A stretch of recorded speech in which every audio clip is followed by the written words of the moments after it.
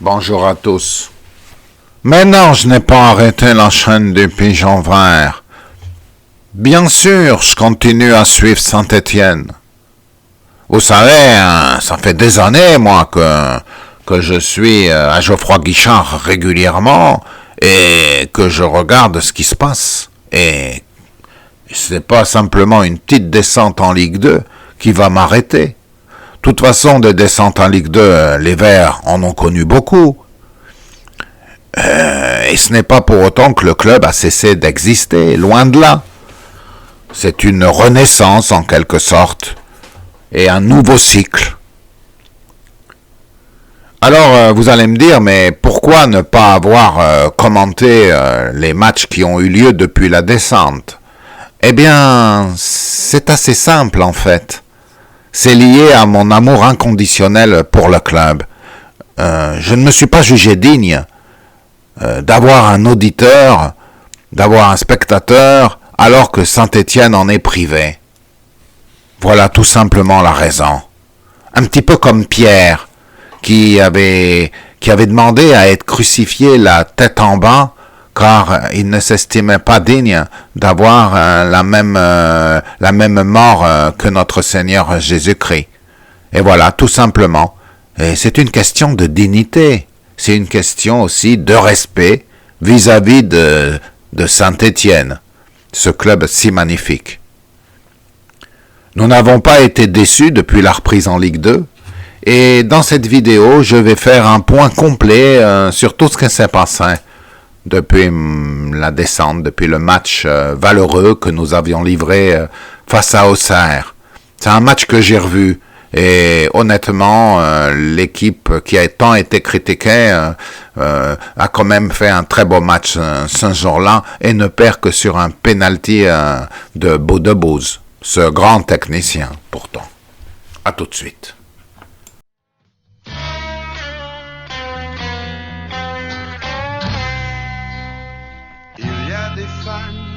Sur les gradins comme pour les chanteurs, les idoles, à peine sorties de l'école, elles sont déjà sur le terrain.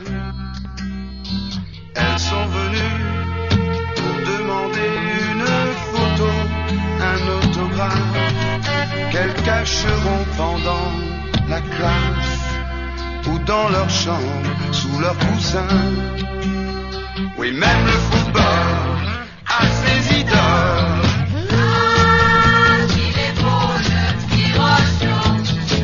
Quand elle le voit en maillot, toutes les filles crient aussitôt. Wow, wow, wow, wow, wow, wow. Il est beau le petit Rocheau. Quand il arrive sur le terrain, elles crient et tapent dans leurs mains. C'est leur idole, on l'aime bien.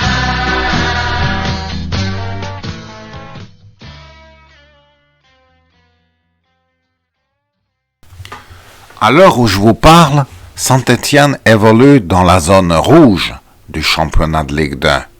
Si la saison s'arrêtait demain, eh bien, nous descendrions en national. Et pourtant, personne ne songe à ce scénario catastrophe. Et je crois que, effectivement, ce n'est pas envisageable. L'équipe vaut beaucoup plus que n'indique son classement. Elle évolue en fait au niveau des prétendants à la Ligue 1, malgré ce classement qui est dû à l'arbitrage principalement, à la sanction et à ses retombées, et puis aussi au fait qu'il s'agit d'une équipe en reconstruction. Vous imaginez que sur le 11 actuel, Kalin Batles, et il n'y a pas d'ancien joueur de l'équipe qui est descendu. C'est-à-dire, il n'y a pas cette expérience qu'aurait pu apporter, par exemple, un Benadoni ou un Mangala. Je persiste à penser que c'est quand même une erreur d'avoir viré tous les joueurs qui ont participé de près ou de loin à la descente, de mettre à l'écart Nadé, de reléguer Sceaux sur le banc et de vouloir son départ. Car ces joueurs apportaient, disons, le vécu de la descente. Il pouvait aussi continuer, poursuivre en quelque sorte l'histoire. Là, on a carrément décidé de couper carrément la jambe. Et je ne sais pas si c'est ça qui retarde Saint-Étienne à remonter au classement. Parce qu'une équipe avec des joueurs qui ne se connaissent pas, en fait, c'est un espèce d'amassis de plusieurs talents. Il faut que ça prenne forme, vous voyez. Il faut un certain temps pour que la sauce prenne. Alors, il y a des bonnes séquences, et à côté de ça, vous avez quand même des gros passages à vide. Le match du Havre est assez révélateur, je dirais. Moi, je pense que déjà au niveau des gardiens de but, Benadoni, qui nous avait sauvés, qui nous avait permis d'atteindre les barrages, donc de devancer Bordeaux, qui est actuellement à la lutte pour la montée. Benadoni, il n'aurait pas été de trop, car j'ai toujours dit que Green était encore un peu jeune pour supporter le poids d'une telle de responsabilité, vous comprenez. Et puis le gardien qui a été recruté de Lorient, c'est un numéro 3 à la base.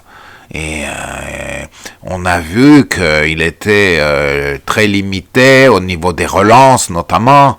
Et puis il ne fait pas d'arrêt déterminant, sauf si la balle lui vient dessus.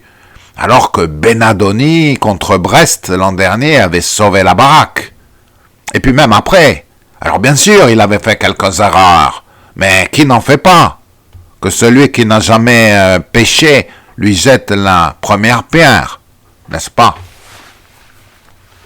Alors je pense aussi que la défense manque d'un véritable patron actuellement, et on le voit, c'est notamment le cas à l'extérieur, comme disent tous les observateurs, puisque Saint-Étienne prend 2 buts par match à l'extérieur, ce qui est beaucoup. On ne peut pas prétendre viser la montée si on prend 2 buts à l'extérieur à chaque fois, car il faudra en marquer 3. Alors, Mangala, je trouve que c'est très dommage, peut-être une question de salaire, hein, ça je ne sais pas, de l'avoir abandonné, de l'avoir laissé partir, parce que c'était un véritable patron de défense, il parvenait à placer ses coéquipiers, chose que ne fait pas Briançon ou Giraudon, il me semble. Alors, ça explique cela. Nadé avait acquis avec la présence de Mangala un très grand niveau l'an dernier. Et vous voyez, depuis que Mangala est parti, Nadé n'avait plus le même rendement et fort logiquement, Battès, qui connaît bien le football, l'a mis sur le banc. C'est une décision logique, en quelque sorte. Alors il faut aussi rendre un petit hommage à Claude Puel, qui a été tant décrié, parce que mine de rien, il nous a fait recruter Crasso et Masson, et ces 2 joueurs explosent. C'est pratiquement les 2 meilleurs verts sur les derniers matchs, il faut le reconnaître. Et il a eu l'œil, Puel, en les recrutant, parce que Crasso évoluait à Épinal, à un très faible niveau. Et aujourd'hui, il cherche à être recruté par de très grands clubs. Je crois le Dynamo Kiev, qui, n'oublions pas, nous avons eu beaucoup de mal à l'éliminer en 76. Avec Oleg Blokin, c'était un peu le monstre de la compétition. Et là, ils veulent recruter Crasso.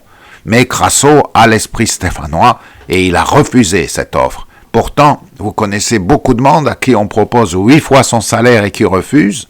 Eh ben oui, Crasso, il a l'esprit vert, il veut rester chez nous. Et il a même prolongé, je crois. Donc il faut l'en remercier. Alors, qu'est-ce qu'on peut dire de cette rentrée de Saint-Étienne? Eh bien, les matchs, ce sont au début des matchs, je dirais, de rodage. Je ne prends pas en compte les matchs de préparation où il n'y avait pas tous les joueurs. Mais dès le match de Dijon, on a vu une équipe en construction, avec des automatismes qui n'étaient pas là, et une défaite assez courte, 2-1. Et ensuite, série de matchs sans victoire, avec une équipe qui tenait la route malgré tout, mais qui n'avait pas encore suffisamment de liant, je dirais. Le match du Havre a joué comme un détonateur, avec ce 6-0 qui était tonitruant, avec 3 expulsions. On a pu voir à l'occasion de ce match que la Ligue ne nous ferait pas de cadeau cette année. On ne veut pas de nous en Ligue 1, c'est évident. On n'a vu que des décisions contraires depuis le début de saison. Et puis, quand on pense à ces 3 points qu'on nous a retirés, au mal psychologique que ça a provoqué, et plus la galerie qui ne peut pas se présenter au match est une totale injustice. En plus, maintenant, on arrête les ultras qui ont provoqué les incidents. C'est la double peine, assurément. À Lyon ou à Marseille, ils n'auraient pas fait ça, je vous le dis. Mais à Saint-Étienne, comme c'est une petite ville, eh bien voilà, le gouvernement s'acharne et aussi la Ligue. La sanction suffisait, c'était pas la peine de mettre en prison des supporters excédés. Enfin, quand même, il faut un minimum de justice dans ce pays. Alors, que peut-on dire d'autre? Le mercato a été bien mené, à part qu'il aurait fallu garder Mangala et Benadoni, au moins ces deux-là. Et on a eu de bonnes trouvailles, notamment avec Ouaji. Ouaji, cet attaquant rapide, qui peut bien se complémentariser avec Crasso. Au milieu de terrain, Bouchouari, avec aussi Dylan Chambon, c'est de haut niveau, du niveau qui devrait nous permettre de jouer les premiers rôles. Une fois que tout ça sera bien liant, vous voyez, il faut du liant, il faut du temps. Et ça, les gens doivent le comprendre. Mais Saint-Étienne a une équipe qui, à mon avis, devrait monter l'an prochain, sera comme un rouleau compresseur. Et alignera les victoires. Cette année, avec le retard qu'on a pris, ça risque d'être un petit peu compliqué, malheureusement. Mais j'ai bon espoir, tout de même, d'une bonne fin de championnat. Et moi, je donnerais un conseil à ceux qui veulent miser. Moi, c'est pas mon cas, je suis pas un parieur. C'est de jouer Saint-Étienne gagnant à chaque fois. Parce qu'ils vont en aligner des victoires avec cette équipe. Moi, j'en suis certain. Voilà, j'ai fait un petit peu le tour de la question. Bon, c'est rapide, hein, je ne veux pas être trop long. Je me remercie ici quand même des chaînes amies comme Carton Rouge, comme Oranda SSE, qui nous ont permis de vivre ce début de saison pendant que ma chaîne, elle, était fermée, en raison, je le rappelle, de la dignité humaine et du respect du club. Et aussi pour protester contre les décisions de la Ligue. Et j'espère que la Ligue aura vu que ma chaîne a fermé et en tiendra compte à l'avenir pour ne pas prendre de telles décisions. Car si nos présidents, eux, ne disent rien, eh bien moi, par cette grève de la vidéo en quelque sorte, eh bien j'ai protesté contre ces injustices qui nous frappent. Et il faut dire plus jamais ça. Halte à la bête immonde qui vient saper les couleurs de Saint-Étienne. Et n'oubliez jamais que Étienne fut le premier martyr de la chrétienté dans l'Église primitive. Et à ce titre, Saint-Étienne, c'est le club que tout Français qui aime son pays doit supporter. C'est le club de France, tout simplement. Voilà. Bonjour chez vous. Et à bientôt.